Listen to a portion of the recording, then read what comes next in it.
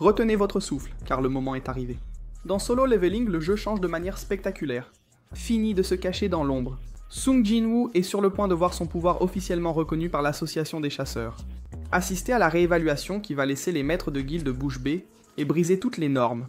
Alors qu'un acteur célèbre tente de voler la vedette, le véritable protagoniste émerge, déclenchant une course désespérée des plus grandes guildes pour le recruter. Mais le grand tournant n'est pas seulement le rang S. C'est la décision qu'un ami loyal prendra, défiant tout et tous pour rester aux côtés de notre monarque. Préparez-vous pour le chapitre qui change, tout. Et là, on voit Baek et Monsieur Choi arriver à l'association des chasseurs, où la presse est toute excitée avec des rumeurs selon lesquelles ils sont là pour recruter ce fameux Lee Min-sung. Baek, déjà agacé, lâche « C'est qui ce type, bon sang ?» Et Monsieur Choi précise également qu'ils ne sont pas là pour ces bêtises, bien qu'ils sachent qui est Lee Min-sung, expliquant que le gars a déjà signé avec la guilde des faucheurs et que leur affaire là-bas n'a rien à voir avec ça. Sans aucun potin croustillant à poursuivre, la presse perd rapidement intérêt et s'éclipse. Baek se souvient alors avoir entendu que Monsieur Choi avait eu des problèmes avec ce récent donjon de rang E, qui a failli devenir rang S. Monsieur Choi minimise, disant que ce n'était rien comparé à ce que la guilde du Tigre Blanc a subi dans le Portail Rouge, où il y a eu de vraies pertes. Baek mentionne même avoir entendu que Monsieur Choi a presque supplié son aide. Mais Monsieur Choi insiste que les choses se sont bien terminées grâce à Jin-woo, au point qu'il prévoit maintenant d'organiser une réception de gala pour Jin-woo dans sa guilde. Baek convient que Jin-woo les a également sauvés, et les deux commencent à discuter de qui réussira à le recruter. À ce moment précis, le maître de la guilde des faucheurs apparaît et demande s'ils se disputent pour ce fameux Lee Min-sung. Les deux répondent immédiatement qu'ils n'en ont rien à faire de ce type. Et c'est à ce moment-là que Jin-woo arrive à l'association, complètement perdu avec toute cette agitation. Pendant ce temps, à l'école de Gina, les filles sont collées aux nouvelles concernant Lee Min-sung à l'association des chasseurs. Elles commentent comment Min-sung, un acteur avec une réputation bien ternie, est impliqué dans de nombreux scandales, avec des rumeurs selon lesquelles il sort avec toutes les actrices avec qui il travaille. De retour à l'association, Min-sung lui-même parle à la presse avec une détermination surprenante. Il annonce qu'il a décidé de devenir chasseur, déclare qu'il va rejoindre la guilde des faucheurs sous la direction du maître, Lim Taek-gyu, ce qui amène la presse à demander si cela signifie qu'il va se retirer du monde du divertissement. Tout le monde est choqué qu'il ait pris une décision aussi drastique sans même connaître le résultat officiel de son évaluation. Mais avec un petit sourire confiant, Min-sung affirme qu'il sait déjà qu'il est un chasseur de rang A, et que son contrat avec la guilde des faucheurs ne dure que 2 petites années. Après cela, il retournera dans l'industrie, et d'ici là, ces scandales ne seront que de lointains souvenirs. Il fait semblant d'être prêt à risquer sa vie en combattant des bêtes magiques, peu importe son rang. À ce moment-là, alors que Jin-woo essaie de se faufiler discrètement dans l'association, les gardes de Min-sung l'arrêtent, disant qu'il ne peut pas entrer tant que la conférence de presse n'est pas terminée. À ce moment-là, Go Gun-hee entre en trombe et annonce que Jin-woo est son invité, rappelant qu'il avait spécifiquement demandé à ne pas organiser de conférence de presse à ce moment-là. Min-sung est irrité par l'intervention, mais Go Gun-hee s'en moque et emmène Jin-woo à l'intérieur immédiatement. La presse, désormais encore plus curieuse, commence à se demander qui est ce mystérieux Jin-woo. Pendant ce temps, Min-sung essaie de forcer l'entrée dans l'association pour faire son évaluation. Mais Jin-choo l'intercepte, lui signalant qu'il ne peut pas entrer maintenant car d'autres personnes sont en train d'être réévaluées. Min-sung, furieux, demande à Jin-choo s'il a conscience de qui il parle, menaçant qu'un mot de lui pourrait coûter son emploi à Jin-choo. Mais Jin-choo, manifestement sans avoir la moindre idée de qui il est, lui dit de rester dehors, sinon... Là, nous voyons Go Gun-hee accompagner Jin-woo jusqu'au lieu de la réévaluation, où Jin-woo remarque que Monsieur Choi et Baek sont présents pour observer ses résultats. En entrant dans la salle d'évaluation, avant de commencer à réévaluer son pouvoir, les évaluateurs demandent quelles compétences il utilise. Jin-woo fait une démonstration décontractée en invoquant un seul soldat, bien que Go Gun-hee sache très bien que ce n'est que la partie émergée de l'iceberg, puisque Jin-choo l'a informé de ses véritables capacités. Décidant qu'il est temps de montrer de quoi il est vraiment capable, Jin-woo convoque son armée entière, déclarant qu'il peut faire venir quelques centaines de soldats supplémentaires quand il le souhaite. Go Gun-hee est visiblement choqué par cette démonstration, et tant Monsieur Choi que Baek peuvent ressentir l'intensité absurde de sa magie, si puissante qu'elle les amène à se demander si ses compétences surpassent même leur propre pouvoir. En peu de temps, le processus d'évaluation se termine, et Jin-woo reçoit une licence de chasseur de rang S. Il pense en lui-même qu'avec ce nouveau statut, personne ne soupçonnera s'il vend l'orbe de l'avarice, utilisant l'argent pour s'équiper correctement. Avec une détermination renouvelée, non, il décide que sa prochaine cible sera le château démoniaque. Et Go Gun-hee a hâte de voir ce qu'il va réussir à faire. Ensuite, nous voyons Jin-woo sortir de l'association avec Monsieur Choi et Baek, attendant impatiemment de lui parler pour le recruter, mais il passe simplement devant eux, insistant sur le fait qu'il a d'autres affaires urgentes à régler. Dès qu'il ouvre la porte de l'association, il est pris d'assaut par des flashs d'appareils photo. Les médias prennent des photos de lui sans arrêt. Kim Sang-sik, surpris de voir son visage aux informations, montre les photos à Gina, qui est tout aussi choquée de découvrir que son frère est devenu un chasseur de rang S. Tous les proches de Jin-woo apprennent la nouvelle. Certains ne croient pas ce qu'ils voient, tandis que d'autres soupçonnèrent depuis longtemps que ce n'était qu'une question de temps. De retour à l'association, les médias ont changé leur attention de Min-sung et bombardent maintenant Jin-woo de questions. Pendant ce temps, Il-jin confie à son père qu'il n'a pas réussi à convaincre Jin-woo de rejoindre sa guilde. Il se souvient que Jin-woo a catégoriquement rejeté son offre, insistant sur le fait qu'il a une mission personnelle à accomplir seul. Jin-woo a expliqué que rejoindre n'importe quelle organisation maintenant ne ferait que retarder son progrès. Il a besoin de devenir plus fort par lui-même, et a ensuite demandé à Jin-woo de l'accompagner. Revenant au présent, Jin-woo supplie son père de le laisser suivre Jin-woo. En réponse, son père le réprimande pour ce qu'il considère comme une décision extrêmement égoïste.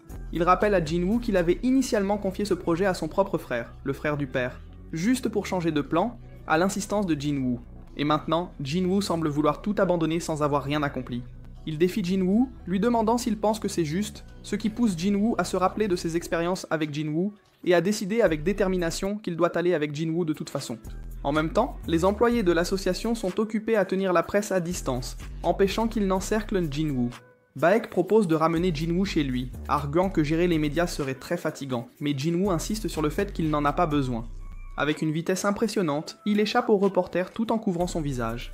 Monsieur Choi est choqué par la force physique que Jin-woo a acquise, malgré sa base magique, et Baek a du mal à suivre ses mouvements avec ses propres yeux. Alors il se demande si Jin-woo est devenu encore plus puissant depuis la dernière fois qu'ils l'ont vu, et Jin-woo lui-même pense que tout ce qui reste maintenant est d'obtenir le bon équipement. Plus tard, nous voyons Jin-woo dans une maison de vente aux enchères, ou un magasin spécialisé, où il dit à un employé qu'il cherche un article conçu pour la protection contre les attaques de feu. Lorsque l'employé demande à quoi cela est destiné, Jin-woo explique qu'il a besoin de quelque chose pour supporter la chaleur intense, à l'intérieur d'un donjon. Il montre une cape et quelques anneaux, notant que, bien qu'ils aient un prix raisonnable, le coût est encore un peu élevé pour lui. Il se demande si une réduction serait possible, mais l'employé informe que les prix sont fixes. Cependant, ils ajoutent que s'il parvient à briser le verre qui protège l'équipement, il peut l'emporter gratuitement. Jin-woo est surpris par le commentaire de l'employé et se prépare à briser le verre. Juste au moment où il est sur le point de donner un coup de poing, l'employé intervient, expliquant qu'il plaisantait seulement et que même une légère vibration déclencherait une alarme en raison de la force incroyable du verre. Il s'excuse d'avoir exagéré dans la plaisanterie, laissant Jin-woo un peu embarrassé. Frustré, Jin-woo dit à l'employé qu'il préfère alors voir de vraies armes. Le spécialiste des armes l'emmène alors pour lui montrer une sélection de courtes épées, de dagues. En marchant, le spécialiste des armures remarque que Jin-woo a, d'une manière ou d'une autre, réussi à fissurer le verre, même sans l'avoir touché. Pendant ce temps, une épée courte, particulièrement robuste, est présentée à Jin-woo, et il a du mal à croire le prix exorbitant. Surtout parce que sa force se compare à peine, au mieux, à la défense venimeuse de Kasaka. En réponse, Jin-woo sort la dague de Kasaka qu'il a récemment achetée dans sa boutique personnelle, et demande à l'employé combien elle vaudrait sur le marché. Ils disent avec confiance qu'elle pourrait être vendue pour environ 100 millions d'or, une somme qui le choque, étant donné qu'il a initialement payé seulement 2,8 millions. Cette révélation convainc Jin-woo que les objets achetés dans la boutique sont super précieux, et il commence à penser qu'il n'a peut-être pas besoin de vendre l'orbe de l'avarice après tout.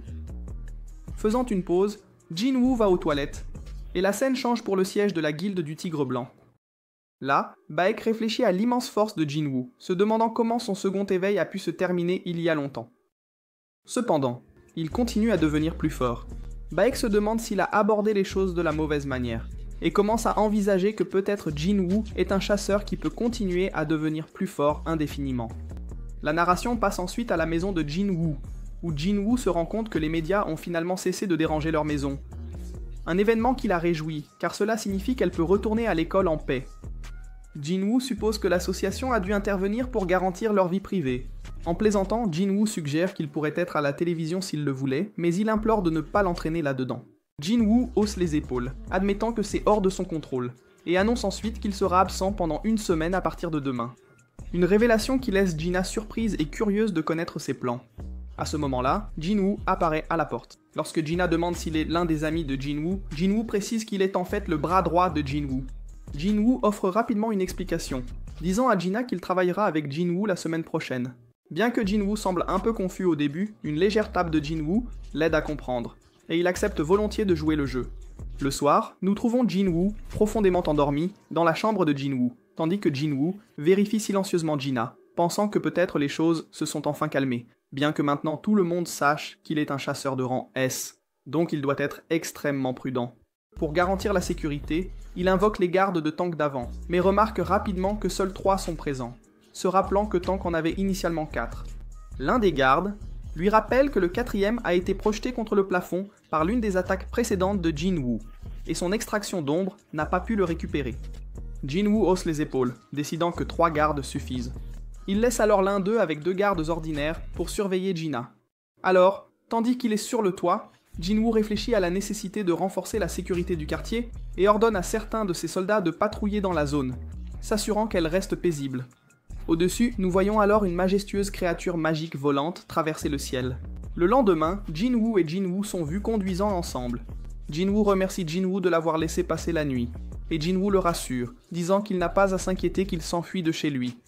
Jin-woo demande alors à Jin-woo des nouvelles de ses affaires à la tour de S, ou château démoniaque. Jin-woo révèle qu'il est prévu qu'il s'entraîne pendant une semaine entière là-bas. À la grande surprise de Jin-woo, après tout, il est déjà un chasseur de rang S. Jin-woo répond simplement qu'il croit encore à la quête d'une plus grande force. Un sentiment qui ne surprend pas tant que ça, Jin-woo. Plus tard, à l'intérieur de l'imposante tour démoniaque, Jin-woo, orné de son anneau à base d'eau et de son manteau de vent, se lance dans sa dernière conquête. Il reçoit une mission pour tuer le monarque démon Baran, qui réside au dernier étage, avec une récompense promettant une pierre runique pour la compétence échange d'ombre. Plus 30 points de compétence. Excité par le défi et les récompenses offertes, il se téléporte au 66e étage. Dans une autre scène, la mère de Jino est vue en train de discuter avec son père, étonnée que son fils soit parti de la maison. Tandis que le père semble indifférent, il s'évanouit soudainement. De retour au château démoniaque, Jino est engagé dans un combat avec le redoutable monstre boss.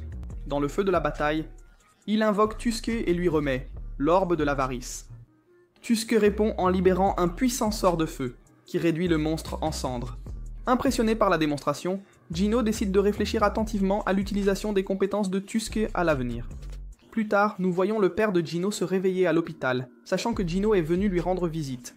Sa femme avoue qu'elle a menti à Jinho en disant que l'effondrement était dû à un surmenage et il se rappelle de l'explication sombre du médecin. Il a contracté ce qu'on appelle la maladie du sommeil éternel. Une condition où la personne est dominée par le sommeil jusqu'à finalement tomber dans un sommeil sans fin. Le père de Jino se demandait pourquoi il avait contracté cette horrible maladie.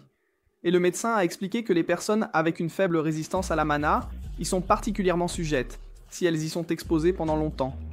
Le médecin a même demandé si l'un de ses amis ou parents était chasseur, ce qui a fait penser à lui et à sa femme à leur propre fils, Jino. Mais le médecin a admis que la cause exacte n'était pas encore confirmée. Frustré, le père de Jino a alors commencé à se demander s'il avait peut-être été complètement anéanti par ce monde cruel. Pendant ce temps, à la frontière du pays, une escouade de chasseurs patrouillait la zone lorsqu'ils ont rencontré cette bête magique volante que nous avons vue auparavant. Ils se sont arrêtés, tous se grattant la tête et se demandant ce que diable c'était. De retour au château démoniaque, Jin-woo a monté de niveau après ses récentes batailles. Il explique qu'il a réorganisé ses soldats en 6 équipes séparées, chacune opérant de manière autonome avec 2 ordres simples. Premièrement, éliminer tous les ennemis visibles, et deuxièmement, le prévenir dès qu'il trouve la permission. Il admet que cette stratégie signifie qu'il ne pourra pas récupérer de butin à part la permission, mais c'est un plan plus efficace dans l'ensemble. Cependant, ses progrès ont considérablement ralenti depuis qu'il a atteint le 80e étage. Alors qu'il réfléchit à ce qui pourrait causer le retard, il remarque soudainement une chute drastique de son MP. Il s'avère que quelqu'un a continuellement éliminé ses soldats, visant spécifiquement son équipe A. Jin-woo est choqué qu'un ennemi ici puisse vaincre une équipe de ses orques de haut niveau. Alors, il rappelle son équipe et part personnellement enquêter. En arrivant sur place, il découvre que l'équipe B a également été touchée et conclut que l'ennemi doit être vraiment puissant. Mais quelque chose ne fait pas sens. Il souligne que l'équipe de Tuske était beaucoup plus proche de l'équipe A. Cependant, l'ennemi a choisi d'attaquer l'équipe B, qui était plus éloignée. Il réalise que cet adversaire devait savoir que Tusk était trop puissant pour être affronté, et pour cette raison a délibérément choisi des adversaires plus faibles. Jinwoo déduit alors que la prochaine cible sera probablement l'escadron des ours de glace. Et en effet, il aperçoit bientôt quelques chevaliers démons attaquant les ours de glace. Les chevaliers démons détruisent les ours comme s'ils n'étaient rien, et Jinwoo les observe en mode furtif. Satisfait de sa performance, il désactive la furtivité. L'un des chevaliers s'avance contre lui, mais il neutralise rapidement l'attaquant. Puis, alors que deux autres attaquants entrent dans la mêlée, il les démembre facilement, ne laissant que leur chef debout. Il avance contre elle, mais elle semble effrayée et recule. À ce moment-là, Jinwoo réfléchit à sa curiosité ancienne de savoir si les bêtes magiques ressentent la peur, et confirme finalement avec un sourire malicieux que oui, elles ressentent une peur terrible.